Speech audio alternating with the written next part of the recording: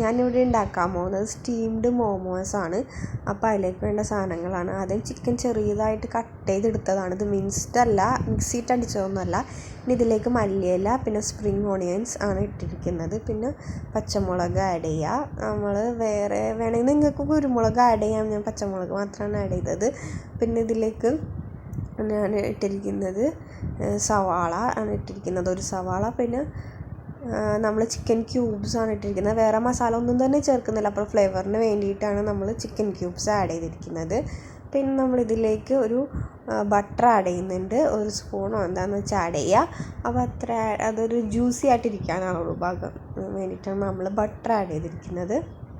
പിന്നെ നമുക്കിതിലേക്ക് ginger garlic പേസ്റ്റാണ് വേണ്ടത്, അത് ആഡ് ചെയ്ത് കൊടുക്കുക. പിന്നെ ഇതിലേക്ക് നമ്മൾ സോയാ സോസ്, പിന്നെ ഉപ്പ്, ഇത്രയാണ് വേണ്ടത്. ഇതെല്ലാം ആഡ് ചെയ്തതിന് ശേഷം നന്നായിട്ട് മിക്സ് ചെയ്ത് വെച്ചതിന് ശേഷം നമ്മൾ ചപ്പാത്തിക്ക് പരത്തണ പോലെ തന്നെ മൈദ പരത്തിയിട്ട് നമ്മൾ അത് ചെറിയ രീതിയിൽ പരത്തിയിട്ട് അതിൽ ഈ ഫില്ലിങ് വെച്ചിട്ട് ഞാനിപ്പോൾ മൂൺ ഷേപ്പിലാണ് ഉണ്ടാക്കുന്നത്. ഇതുപോലെ ഇങ്ങനെ നമ്മൾ ഉണ്ടാക്കിയെടുക്കുക. അതിനുശേഷം സ്റ്റീം ചെയ്തെടുക്കുകയാണ് ചെയ്യുന്നത്. അപ്പോൾ ഇങ്ങനെയാണ് നമ്മൾ ഈ സ്റ്റീംഡ് മോമോസ് ഉണ്ടാക്കുന്നത്.